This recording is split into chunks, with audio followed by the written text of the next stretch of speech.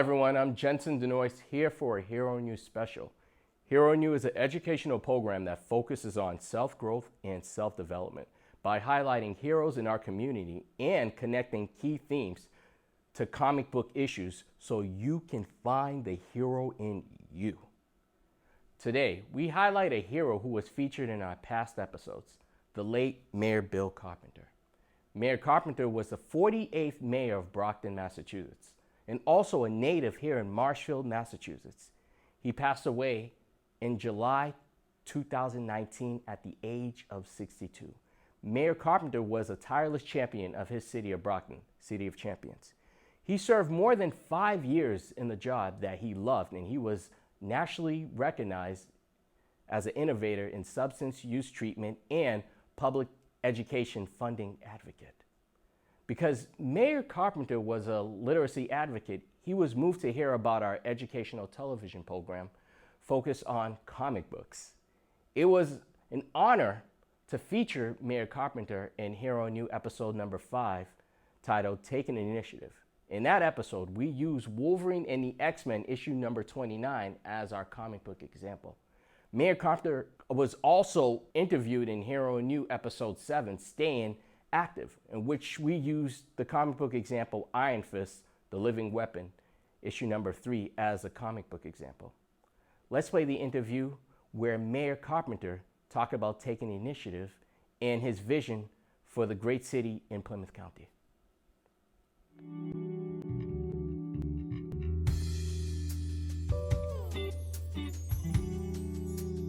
Well, I guess in terms of taking an initiative, a lot of what we're trying to do as mayor, it's all initiatives. We ran on a campaign platform of initiatives, and now that we're here, it's up to us to follow through on those initiatives. So, you know, my initiatives here as the mayor really are built around bringing safe neighborhoods back to the city, creating jobs, creating wealth, and changing the perception of the city of Brockton, because I, like all of us, get very frustrated from when I hear people from outside the city who have a perception of Brockton that's really not true. So, I mean, those are my major challenges, initiatives now. I mean, over the years, I guess we all have initiatives. I guess one that I worked on in recent years was helping to get a what's called a recovery school started, a small independent alternative school for teenagers battling drug and alcohol addiction. That's something that was very important to me because in my life, one of my kids had run into this. I realized the importance of teenagers that are trying to get away from drug and alcohol abuse, and the fact that they need a safe and sober place to go to school and get extra supports and get their education back on track. So because of my own personal experience, I ran for school committee, worked on trying to create one of these schools, and with the help of a lot of other folks, was able to get a school called Independence Academy established and opened about 1.5 years ago, and now that school is open and it's helping young people. So I think a lot of great people worked on putting together the design of that school. A lot of people helped us get the funding started from the state, but I think I'm probably the person who took the initiative, who pushed other people to say that this is something that we need, that there's a desperate need for this in southeastern Massachusetts. And I think if you have a good initiative, you can get other people on board on the team to help you make it a reality. I hope that we can get really going over the next 2 years is neighborhood associations.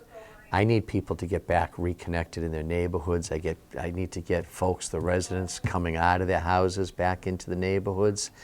And you know, over the years we've had crime watch groups and things like that. But that's just strictly focused on people that are reporting crimes. I want true neighborhood associations where the neighbors get to know each other again, and this neighborhood associations would address all issues that affect the neighborhood. So it could be a park, a playground, a street light out, people speeding down the street, a vacant abandoned house on the street that's causing problems, some graffiti. There's all kinds of issues that affect the neighborhoods in the city. But you know, I can't fix it all myself. City government cannot fix it all ourselves. We can certainly bring resources and direction and help, but I need to convince the folks who live in the neighborhoods to help me get some of these neighborhoods turned around. And I hope we can do that by creating neighborhood associations. And I'm hoping in my first year here we can help get 4, 5, or 6 neighborhood associations organized and started. And yeah, with an eye towards reducing crime and getting drug dealers and guns out of the neighborhoods. But that's just the start. Getting neighbors to all work together, have a stake in their neighborhood to improve the quality of life for the folks that live in that neighborhood. I think the neighborhood associations could be huge in terms of quality of life in the city. I want to have these neighborhood associations help us reclaim open spaces in the city. We've got a lot of parks and playgrounds that have really been neglected in recent years, and I think we've lost control of a lot of them to the gangs and the drug dealers. And so, I don't want to live in a city where a family feels uncomfortable, doesn't want to go down and use the park or the playground at the end of the street or the next block over.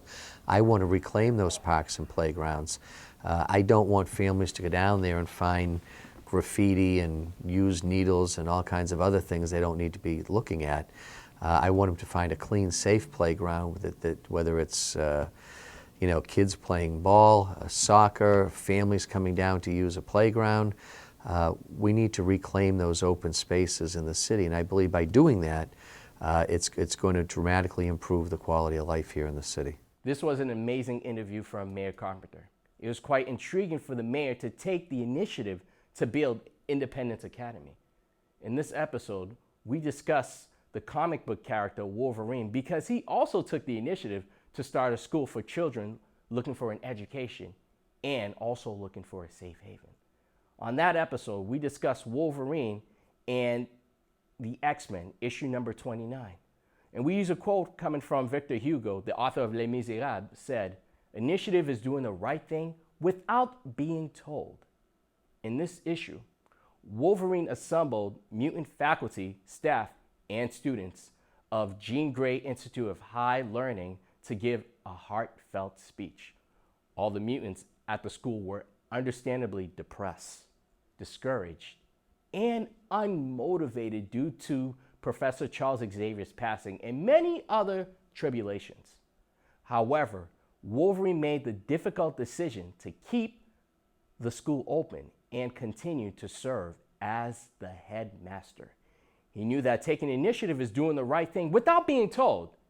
Inspired by the late Charles Xavier, Wolverine let everyone know that young mutants desperately need a safe place to attend school and receive extra support for their special abilities. He said, quote, "It's worth it all just to be here." By taking initiative, Wolverine was also able to get other people on board as a team to keep Professor Charles Xavier's dream alive. Wolverine took the initiative to build a school for the mutant community. And so did Mayor Carpenter took the initiative to build a school for his community. You can take the initiative to help your community, whether it's by cleaning your neighborhood or being a good mentor who inspires others. Take the initiative to be proud of your community. Now that's how you find the hero in you. Carpenter also recognized that a key way to help your community is to create activities that help people to stay active. So we did an interview with Mayor Carpenter about this topic, staying active. Well, I think we're trying to make investments in all of the parks and playgrounds. It's been a focus of ours during the first year. I mean, that's everything from the upgrades at the golf course, that I want to be a true municipal golf course available to all the residents. But I think particularly for our seniors and our youngest children are probably where we're putting the most emphasis. The summer playground program this summer, we have the playgrounds open for kids ages 7 to 13, Monday through Friday, half a day during the summer. They're playing sports, activities, college students as counselors. So we're keeping those kids really in a safe haven, but also physically active, playing sports, and also serving a healthy lunch at that program. So we're very happy with that. We're even busing the kids over to the Manning Pool 2 days a week. So the kids at the playgrounds, not only they're playing on the ball fields and getting a healthy lunch, they're getting a chance to go swimming also. And then, in terms of the DW Field Park, I enjoy the park myself. I was just over there for a charity walk a couple weekends ago. You'll see us do more. It's hard. We're trying to scrape up the resources. The long-term plan here is we're investing in the golf course right now for the golf course to generate a profit every year. And that revenue that comes out of the golf course will then be reinvested into the park and the playgrounds and the ball fields. Because, we're in these tight budgets the city has. You can't lay off police officers to fix up the playgrounds. So we've got to be a little more creative in our thinking.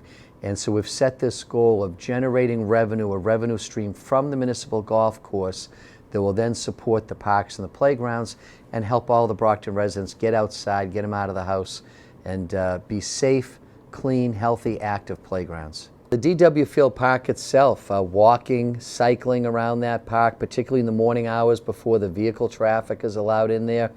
I walked the big loop a couple Sundays ago, which is about 5 miles around. Just a spectacular walk through the woods and around the ponds. And before 10 o'clock on weekdays and before noontime on the weekends, there's no vehicles allowed in there. So you can bring your kids in on, young kids on bicycles, or if you're bicycling or walking, no vehicle traffic at all. I mean, that's a great way to get out, get fresh air, and get exercise. And then, of course, right now in the summertime, we've got 2 city pools, one that's free, one that has a very affordable charge. So, the Cosgrove pool on the east side has been there for years, used by a lot of the young people on the east side particularly. And then the new Manning pool that just reopened a couple years ago, that's like a water park. It's a great family water park experience. We do charge an admission fee, but it's very affordable. It's like $3. And if folks have got a hot summer day, you can't beat the Manning pool in the afternoon. It's open to the public in the afternoon. Our final example from the Staying Active episode is coming from Iron Fist Living Weapon number 3. Bruce Lee once said, while in training, students have to be active and dynamic in every way. And that couldn't be any truer. In the comic book, Danny Rand was orphaned as a young child when his parents tried to discover the magical city of Kunlun, but they were later murdered. Little Danny was devastated.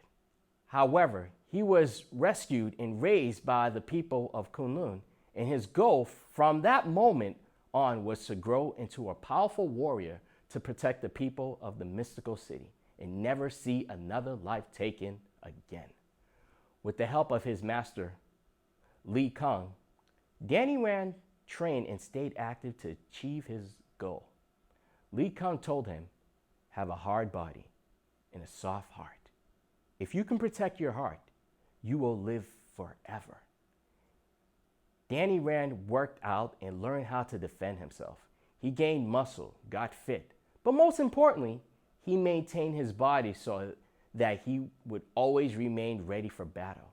As a result, Daniel was able to defeat the evil dragon Sholo in a dynamic way and gain the power of the Iron Fist.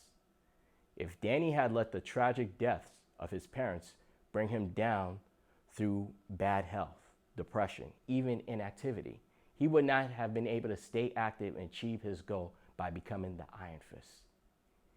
He would not have been able to also protect the people who raised him. Instead, Danny Rand became dynamic simply by staying active. Ladies and gentlemen, by taking initiative, by staying active, Mayor Carpenter showed that the importance of taking care of your community and taking care of yourself, your well-being, is essential. And by doing so, he was able to find the hero in him. If you want to learn more about Hero in You, please follow us on our website, www.findthehero.com. Also, check us out on Twitter @FindTheHero. Don't forget to like us on our Facebook page, www.facebook.com/The Hero in You. Also, follow us on our Instagram page, The Hero in You. And finally, please subscribe us to our YouTube page, Hero in You. This is Jensen Denoise here for a Hero in You special, a tribute to Mayor Carpenter. May he rest in peace, and may his legacy continue on. Thank you and have a good day.